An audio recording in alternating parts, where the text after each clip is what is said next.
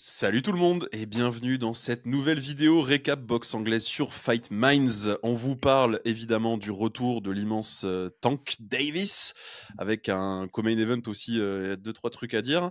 Je suis accompagné comme toujours de Kabir, l'analyste en chef. Salut Kabir, comment ça va?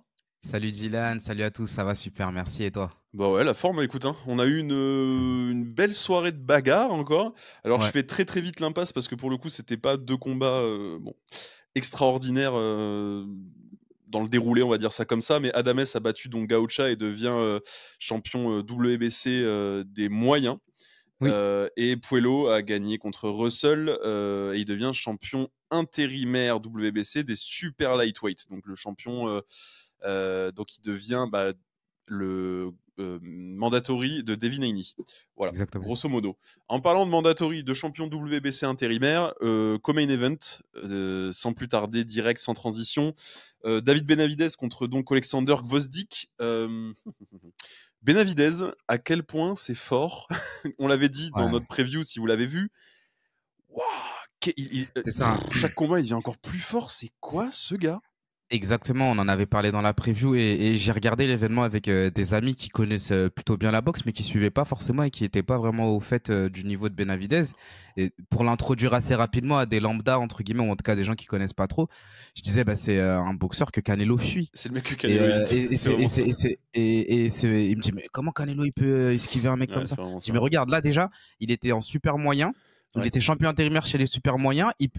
Canelo ne. Enfin, en tout cas, il n'y a pas de combat qui s'est fait avec Canelo. Il a dû monter dans Ouais. la catégorie du dessus, là où il y a Beterbiev, là où il y a Bivol, pour affronter quelqu'un qui a jamais perdu, sauf une fois contre Beterbiev. Et qui a fait Et un là, ils m'ont dit, ah super ouais, mais combat ça. contre Beterbiev en plus. En plus, hein, quand il a En perdu, plus. c'est pas, Ouais. c'était C'était un très pas, beau combat. voilà, c'était un très très beau combat. Hmm. Et donc ils m'ont dit mais c'est dingue et tout. Et après ils l'ont vu dérouler sa boxe premier, deuxième, troisième round. Et c'est vrai que c'était un combat qui a été sans rentrer dans le détail de l'analyse, mais ça a été assez unilatéral en Ouais, ouais, l'occurrence. ouais, ouais, ouais. Bien que je tiens à souligner la résilience et la ténacité de Gvozdyk. Ah ouais. On savait, hein, on rappelle justement le palmarès. C'est un ancien Olympien, il fait partie de la génération dorée des Ukrainiens avec Usyk, avec Lomachenko. Et il a eu de très très belles années, notamment au milieu des années 2010. Puis il a perdu contre Beterbiev en 2019. Il s'est arrêté pendant un petit moment.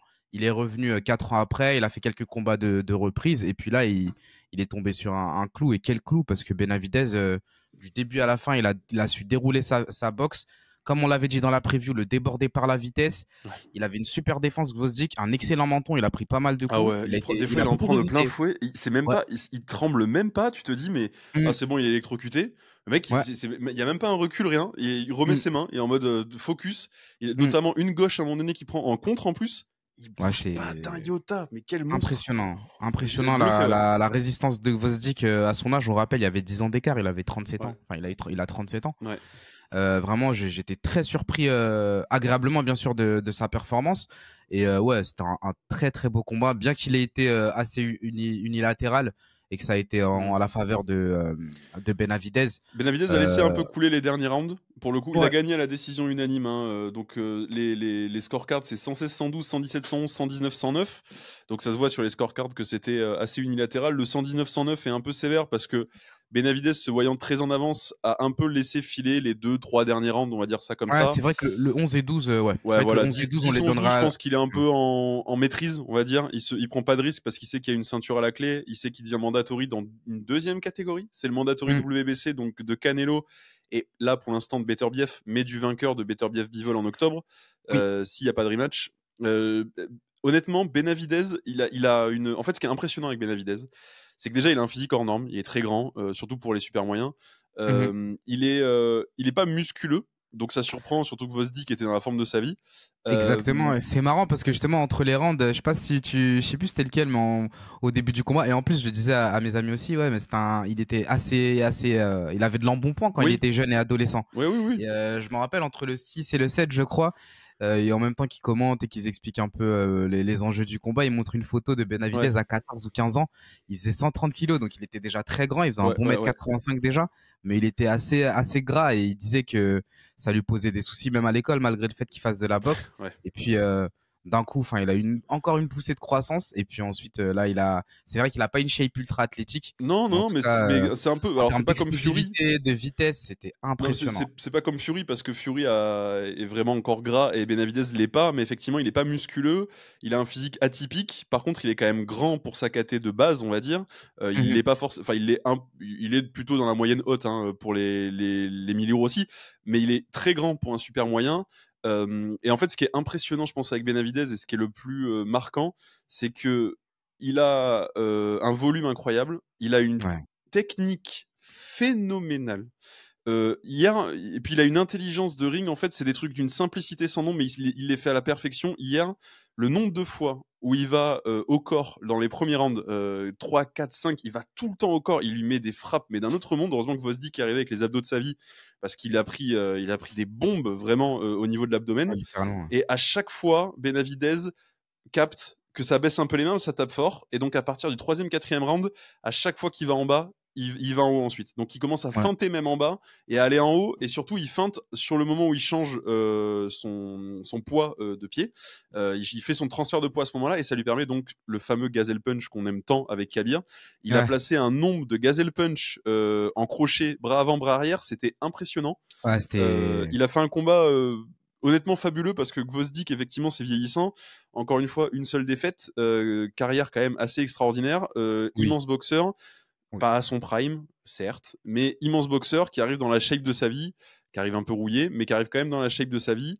Ancien champion linéaire de la catégorie, hein, quand même, faut pas l'oublier, c'est à lui que Beterbiev est venu prendre le titre linéaire. Enfin, c'était quand même un sacré client, un mec qui est lourd, enfin qui a été mi-lourd toute sa vie en fait. Donc Naturel, exactement. voilà, pour un premier combat en mi-lourd professionnel pour Benavidez, c'est extraordinaire comme Non, prestation. Il a pas juste gagné, il a envoyé un message monumental à la catégorie parce que moi hier pendant le exactement. combat, je me disais, il y a peut-être un mec qui peut venir gêner les deux espèces d'extraterrestres là. Il y a peut-être un mec qui peut dire, j'ai peut-être mon mot à dire. Alors je dis pas, attention, je dis pas que Benavidez est favori contre les deux là, extraterrestres Beterbiev Bivol, mais il y a peut-être un mec qui peut les embêter, tu vois. Et Ouais. c'est potentiellement le seul hein, aujourd'hui qui peut les embêter et qui est jeune en plus, donc lui il continue à progresser et je pense que Oui. c'est le seul qui a son mot à dire. Et alors Canelo, j'en parle même pas, je pense que je suis un peu d'accord avec l'avis général qui est de dire que Benavidez contre Canelo ce serait vraiment pas compétitif pour Canelo. Ouais. Ça l'aurait été il y a 2-3 ans, parce que Canelo il est jeune, il a 31 ans, 32 ans Canelo, il Ouais, est il est jeune. jeune, Ouais. mais il a tellement de guerres à son actif, tellement de combats il a 40 ans en fait. Tu vois, Ouais, c'est ça. c'est Il a l'expérience de quelqu'un qui a voilà. beaucoup plus de combats, c'est sûr. Donc il a aussi la fragilité, la fatigue de quelqu'un qui a 40, enfin il a combien, 60 combats Canelo, quelque chose comme ça. Enfin c'est 60, 70 même. Enfin c'est hallucinant le nombre de combats qu'il a. Donc il a aussi, quand tu as 60, 70 combats, bah il y a les pertes de poids, il y a les camps d'entraînement, il y a la vie hyper stricte que tu vis quand tu es un boxeur, surtout un mec comme Canelo qui boxe aussi souvent. Enfin il y a tout ça qui fait qu'à 32 ans, bon bah t'es usé quoi, t'es marqué, t'as pris un nombre de coups incroyable dans la tronche. Canelo en plus il va souvent à la guerre, typiquement les deux premiers combats contre Golovkin, je pense que c'est des combats qui t'enlèvent des années d'espérance de vie quand même. Exactement. Donc Vu Canelo l'impact. il est plutôt en fin de course, on le sait, et Benavidez il est plutôt en train d'arriver lui dans son prime là petit à petit, et chaque combat il est époustouflant. Ouais, Moi ouais, vraiment c'est un de mes combattants c'est. préférés aujourd'hui, toute catégorie confondue quoi. Ouais, en termes à la fois de divertissement, de parcours aussi, parce qu'il a Ouais. vraiment un très très beau parcours et aussi de perspective pour la suite, parce que c'était intéressant de l'avoir en interview post-fight. On lui disait, mais du coup, là, Ouais. tu viens de choper la ceinture dans cette catégorie, mais t'es aussi champion chez les super moyens, tu vas faire quoi? Et donc lui, il expliquait que pareil, on en parlait aussi lors de notre preview, Mbili, Lele Sajo, à chaque fois qu'on parlait de ces combattants-là, on parlait de l'éventualité où Canelo s'arrêterait. Comme tu disais, même s'il est jeune, il est quand même plutôt sur la fin, Mm. on va pas se mentir. Et s'il s'arrêtait, il y aurait la perspective de devenir champion indisputé dans la catégorie des super moyens. Et lui, c'est pas une éventualité qui sort de sa tête. Donc bon, Mm. il est chez les light heavy, mais il peut aussi rester chez les super moyens. C'est aussi fou d'être versatile Ouais. à ce niveau-là de sa carrière Ouais. dans des catégories qui sont parmi les plus relevées, hein, Ouais. super moyen et light heavyweight, C'est clair. Et moi je vois c'est personne le vraiment prendre en super moyen, je te le dis, et je suis ouais. désolé pour Christian et Kevin, et on adorerait, mais je À ce jour, je pense que c'est quand même un sérieux problème pour cette catégorie-là et je le Ouais, vois pas être particulièrement perturbé chez les super ouais, moyens. je vois pas non plus. Et comme tu disais, chez les light heavyweight, ben forcément, là, t'as deux extraterrestres et c'est même pas un euphémisme que de dire ça parce que ce sont Bivol et Beterbiev, c'est le genre de combattants qu'on a tous les 10, 15, Ah 20 ouais, ans mais peut-être. ils sont dans la légende des mi-lourds déjà. Alors bon, Beterbiev il est plutôt sur la fin, mais Bivol il lui reste quand même quelques combats. Ils sont déjà dans la légende des mi-lourds, ils sont déjà dans le panthéon des mi-lourds, dans le top 10 des mi-lourds de tous les temps. Enfin, ils Ouais. ont, voilà, on en a quelques-uns qu'on pourrait citer qui ont fait des ravages en mi-lourds aussi et qui ont été surtout qui sont passés par les mi-lourds, qui est souvent une catégorie de passage en fait les Ouais. mi-lourds. C'est rarement une catégorie dans laquelle les gars ils restent toute leur carrière en fait. Et des mecs comme Beterbiev et Bivol rester, enfin avoir une carrière aussi incroyable en mi-lourds et être aussi dominant, dominateur que ce soit techniquement ou au niveau puissance ou au niveau machin. Parce que Beterbiev, donc, qui est le seul champion du monde à avoir un taux de 100% de KO, on rappelle, actuellement. Et Bivol, qui est. Enfin, je suis désolé, mais ça fait quelques temps qu'il humilie un peu tous les mecs avec qui il monte dans le ring, qu'il les fait passer pour des chèvres, alors que les mecs en face, c'est des champions du monde ou des mecs classés, tu vois. Ouais. Et pareil pour Beterbiev, hein, moi je me rappelle du combat contre Joe Smith. C'était indécent parce que en face c'est un mec qui a une ceinture quand même, qui était champion du monde WBO, qui quand même On dirait qu'il est en sparring. ah ouais, non, mais et puis C'est c'était un un super peu limite. combattant. Première Ouais, droite qui prend, Joe Smith, ouais. il recule, il a les yeux comme ça, il fait qu'est-ce qui vient de m'arriver? Je pense que ouais, Et il a pris un coup vraiment de marteau, c'est vraiment. ouais, Et bah, le ouais. combat se finit au deuxième round. Enfin, je veux dire, bon, Et alors que le mec en face, c'est un champion du monde. Et ils ont cette capacité que peut avoir un gars comme Inoue, comme Crawford, des gars qui font passer les mecs en face d'eux pour des chèvres, alors que les mecs en face d'eux, c'est des champions du monde. Et ça,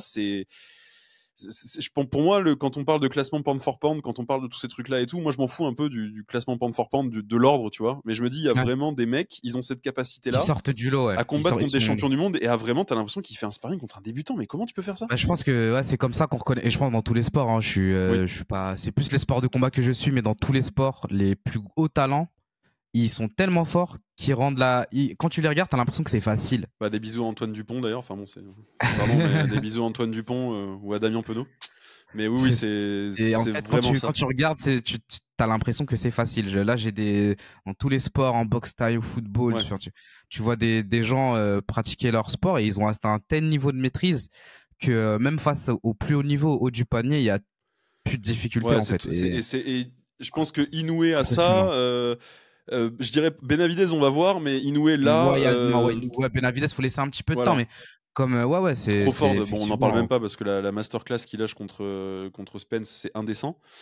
c'était ouais, c'était humiliant, Usyk a ça un peu aussi. Alors, le combat contre Fury a montré qu'ils étaient deux ouais, il y avait de extraterrestres, mais un peu comme l'adversité parce que là, Beterbiev et Bivol. exactement, c'est ce que j'allais rebondir sur ça en disant que bon, quand il y en a deux qui collapsent, à ce moment-là, effectivement, là, on voit qu'il y a de l'adversité entre Ça, les c'est le deux. rêve, hein. C'est vraiment Mais on vit une belle époque ouais, pour ça, quand même. ouais, c'est dingue. Mais c'est vrai que Fury Usyk, on a eu cette sensation-là. Ouais. Et non, mais c'est vrai que ouais, Beterbiev Bivol, ça va être une très belle Il opposition. tarde, hein. Et on fait bien d'en parler parce que Benavidez, il va devoir se frotter à l'un des deux s'il veut continuer dans cette catégorie-là des mi-lourds. C'est sûr, c'est Et sûr. Bah, ça faut va qu'il aille être chercher les ceintures et un. les ceintures, en fait, les ceintures n'exploseront pas parce que même si par exemple Beterbiev remporte le combat contre Bivol, Beterbiev à la limite il part à la retraite parce qu'il a plus rien à faire derrière, 38 ans. Enfin, c'est un peu le débat qu'on avait sur Usyk. Alors Usyk a annoncé d'autres trucs depuis, mais Beterbiev, je pense qu'il part à la retraite ou peut-être qu'il monte de catégorie pour faire un combat contre Petaya, un ultra money fight en Arabie Ouais. Saoudite et ciao à la limite, mais il reste pas en mi-lourd, ça n'a aucun intérêt, surtout que Beterbiev il Mm. cut pas mal en plus. Donc dans tous les cas, même si il devient champion undisputed et qu'il se casse, les ceintures sont remises vacantes sur le champ et t'as Oui. obligatoirement un Benavidez Bivol qui se profile dans la seconde. Donc c'est bon, Benavidez, il apporte du mouvement, que ce soit chez les super moyens ou chez les mi-lourds, et on leur remercie parce que vraiment, il crée de la dynamique et on le remercie aussi parce que bordel, quel bonheur de le regarder boxer ce gars. Ah Waouh, non, c'est vraiment un kiff ah ouais. et c'est le genre de personnes, même ceux qui sont pas forcément à fond sur la boxe, Ça vaut le coup de se lever Ah ouais, pour allez le regarder voir. le replay Et... si vous l'avez pas vu. Ça déroule, Ouais, c'est beau. Et puis encore une fois, en face, c'est pas un plot quoi. ouais, clairement. Ce qui me fait penser que on va peut-être passer au main event du coup, Ouais, parce que parce que à Benavidez, c'est je une pourrais bonne parler toute la transition. nuit, je crois, enfin toute la journée de Benavidez. Oui, on vous recommande vraiment de revoir le Ouais. combat et de voir. Même moi, j'ai envie de continuer à parler sur lui, mais sinon on va Ouais. faire 1 heure. Mais les séquences dans lesquelles il arrive à acculer Gvozdyk, il envoie. En fait, c'est ce qu'on se disait quand t'as un adversaire qui est à la garde haute et que il arrive à l'acculer, qu'il arrive à changer d'angle, envoyer une série d'uppercuts ultra rapides, passer dans la garde, contrer. Je repensais à une séquence où il frappe, il y a un contre de Gvozdyk, il esquive, uppercut au corps, crochet à la tête. Impressionnant. C'est des... Il glisse en mettant l'uppercut au corps, mais pareil, à un moment donné, il glisse un jab, il contre avec un bras arrière en changeant d'angle. Du coup, Gvozdyk sait plus regarder. Enfin, il est trop, en fait, Benavidez, il est trop tout, il est trop technique, il est trop puissant, il est trop intelligent, trop de cardio, enfin, vraiment, ouais, en analyse technique, tu pourrais analyser des heures les combats de Benavidez. Vivement son prochain combat. Ouais, clairement, vivement son prochain combat, ouais. Donc, main event, il y avait le retour de Tank Davis après 14 mois hors des rings. Alors bon, déboire judiciaire et tutti quanti, on va pas passer 2 heures là-dessus, on s'en fout un peu. C'était donc pour le titre WBA des légers, détenu par Tank, contre Frank Martin. Alors, c'est marrant à quel point Tank a fait du tank, c'est-à-dire il a laissé échapper les 3-4 premiers rounds. À partir du 5e, il commence à monter en intensité, il commence à mettre la pression, il commence un peu plus à contrer et tout, et 8e, bam, le KO que vous avez certainement vu partout sur les réseaux. L'uppercut qui l'envoie sur la Lune et le direct qu'il envoie sur Pluton, là, carrément. Il est déjà KO debout et il en prend une deuxième qui est dans l'élan. C'est l'uppercut qui fait KO. C'est l'uppercut qui lui fait faire l'ascenseur. Ouais. Et à ce moment-là, là c'est cadeau plein menton. On voit l'instinct aussi de requin de Tank parce qu'elle il la claque, elle est hyper il l'a chargé un peu. Mais elle est magnifique. C'est-à-dire qu'il a envoyé l'uppercut et très rapidement il s'ait repositionné pour envoyer bras arrière pleine puissance et ça l'a littéralement KO de highlight real KO. Enfin, on connaît.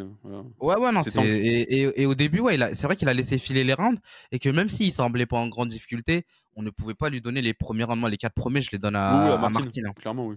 Les 3 premiers, très clairement, le 4e, ok, ça commence à démarrer. Oui. Mais je pense qu'il y a 40-36 en l'entrée du 5e. Il déroule son style. Beaucoup de volume, mais très peu de précision. Et c'est ça qui est dingue. C'est que, encore une fois, je m'accroche pas forcément aux stats, mais des fois, c'est assez révélateur. T'as Martin qui envoie 2 ou 3 fois plus de coups, mais qui touche presque autant que Davis qui en envoie. À 25, je crois. 25 et Davis à 50, en termes de pourcentage de précision. C'est dingue. Il touchait 2 fois moins. Enfin, il lançait 2 fois moins, mais il touchait aussi 2 fois moins. Donc, tu dis, Davis, il a été chirurgical dès le début. Et on le voyait en conférence de presse. Il dit, tu tiens pas les coups au corps, tu tiens pas les coups au corps. Donc, il avait aussi un peu annoncé sa stratégie de beaucoup travailler le corps. Et en fait, sur les 3-4 premiers rounds, il prenait beaucoup de coups. Il a d'ailleurs été bien touché sur le côté. Il était pas mal marqué, mais il contrait pas mal avec des coups au corps. Et on le voyait à chaque coup au corps, il reculait 2 ou 3 pas à Martin. Et petit à petit, il était très mobile au début, il envoyait des très belles combinaisons, ce qui lui faisait gagner les rounds. Mais petit à petit, on a senti qu'il faiblissait. Et comme tu disais, un 5, 6, 7, et là, ça commence à être l'enfer au 7e. 7e, c'était l'enfer, je pense. 7e, tu commences à dire, ça va pas tarder à finir. Et ça fait flipper parce que tu vois Martin qui, déjà, il est beaucoup sur la défensive. Et surtout, il y a des moments, en fait, il mord à toutes les feintes de Tank. Oui, c'est Tank fait une feinte, il met une grosse impulsion. T'as Martin qui, à un moment, il y a la séquence, elle est ouf, et Tank qui rigole juste après. Tank qui met une feinte de bras arrière. Martin, il se retourne, il rebondit contre la corde et il part de l'autre côté. Et du coup, t'as Jarvonta qui commence à le suivre et qui rigole. Il se fiche un peu de lui parce que il mord à toutes les feintes et surtout, il anticipe et il appréhende chaque coup de Tank. Je pense que ça a été un combat compliqué, je pense, pour Martin, parce qu'effectivement, pendant les 4 premiers rounds, il s'enflamme pas parce qu'il touche plus et il a plus de volume, mais il sait très bien que Tank fonctionne comme ça. Nous, on le sait, c'est-à-dire nous, on l'avait annoncé, donc autant vous dire que Frank Martin et son coach le savaient. Donc ça a dû être un combat compliqué parce que dès que Tank a commencé à toucher, Martin a commencé à être sur le reculoir. Il y avait un déficit de puissance qui était vraiment énorme. Exactement. Et tu le vois à partir du 5e, 6e round qu'il a peur d'avoir mal en fait sur les coups. Exactement. Et qu'il est sur le reculoir, qu'il est plus du tout. Il a toujours plus de volume que Tank. C'est à partir du 7e que Tank le dépasse en termes de volume et qu'il passe les 30 il boxe coups. Plus. Mais il boxe plus. Au milieu du 7e, il boxe plus. Non, il boxe plus. Il a peur de prendre des coups. Il a trop peur de prendre des coups et c'est à ce moment-là que je me dis mais Je peux pas imaginer la puissance de Tank. Ah, il doit taper fort. Hein. Parce que c'est pas Frank Martin, c'est un combattant invaincu. Ah oui, non, attention. Très très haut niveau, le haut du panier, hein, pour être honnête, c'est le haut du panier. Et annihiler l'envie de limite de combattre. Ah ouais, non, c'est ça. Hein. C'est un peu ça, je vais pas mentir, sur les 7 et 8 quand même, c'était assez flagrant que Martin, il voulait plus envoyer. Il avait plus envie d'être là. Hein. Il avait tellement peur de se faire contrer, et quand c'est arrivé, effectivement, bon bah ça a été. Ouais, je pense qu'il y a eu l'appréhension du chaos et il savait que plus ça avançait, plus ça allait être compliqué pour lui. Ça, nous, on avait dans la preview, on avait dit, il me semble, moi j'avais dit 7, donc je me suis gouré d'un rang. Toi t'as dit 9, tu t'es gouré d'un rang. Si on avait fusionné, on aurait eu la bonne réponse. Du coup, on a eu raison. On peut dire qu'on a eu raison. Notre version fusion Metamol, elle a raison. En vrai. C'est bon, on a raison. Le Gogeta de Fight Mind. C'est ça, le Kalan, le Dibir, je sais pas. Mais en tout cas, bref, dans l'idée, on savait que plus ça allait avancer, plus ça allait être compliqué pour Martin, et aussi en fait plus tant qu'il allait dérouler son style. Mais là, c'était quand même. Après la 4e, ça a été vraiment. Ça a été compliqué. Hein. Compliqué pour Martin, et on savait que ça allait finir bientôt, et c'était vraiment ouf. Hein.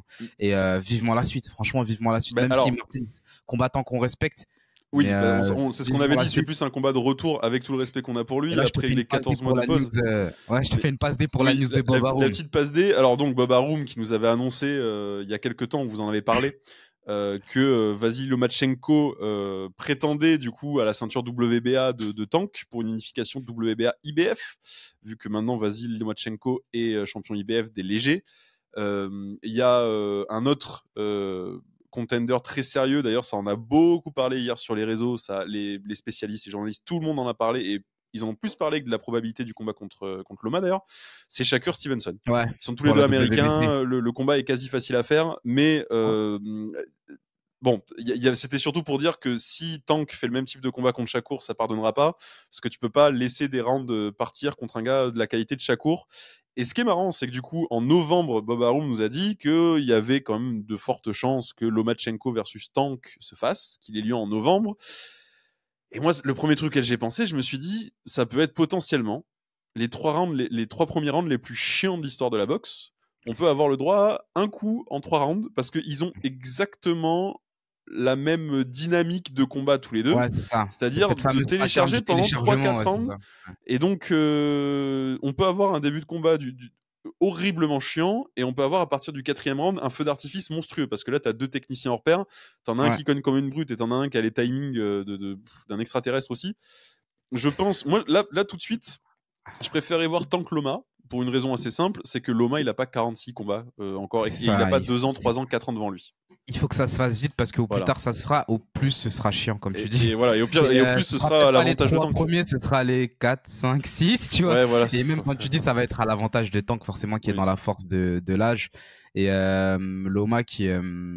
en fait, on dit qu'il est plus à son prime, mais il a fait un super combat contre Kambosos aussi, donc je crois qu'il a quand même 1, 2, 3 peut-être bonnes années à tirer. Hein. Oui, mais bon. Les combattants ukrainiens sont assez durables, enfin, ils ont une super longévité. Mais tu prends des risques. Plus on avance, plus t'as la roue du combat, et forcément. Les cuttings sont plus durs, enfin, plus tu vieillis, plus ça. Entendu, on est 100% d'accord. Je pense que effectivement, le combat contre Stevenson, il peut attendre un peu. Et puis la WBC, elle va pas bouger, d'ici là. Donc Shakur, il va la garder encore un moment, il a le temps de prendre encore un contender. Là, il a un combat prévu du coup le 6. Ouais, tout à fait. Il a un combat prévu le 6. Donc le temps qu'il fasse ce fight là, bon, je dis pas que ça va être facile, mais a priori ça devrait le faire aussi.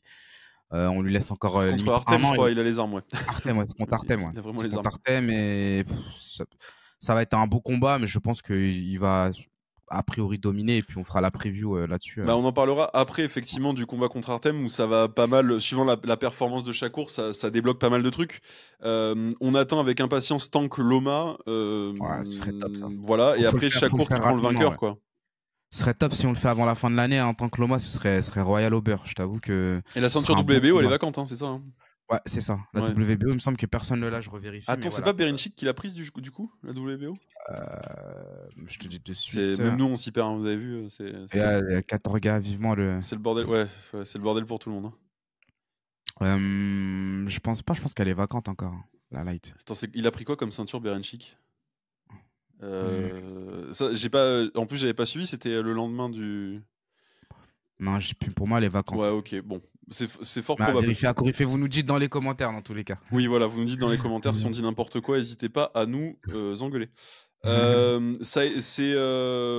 pense que c'est pas mal pour les légers que Tank continue quand même sa domination, on va dire, à la WBA, parce qu'on a vraiment envie. Ouais, si, c'est Berenchik qui a pris la ceinture contre Ok. Navarrete, tu vois.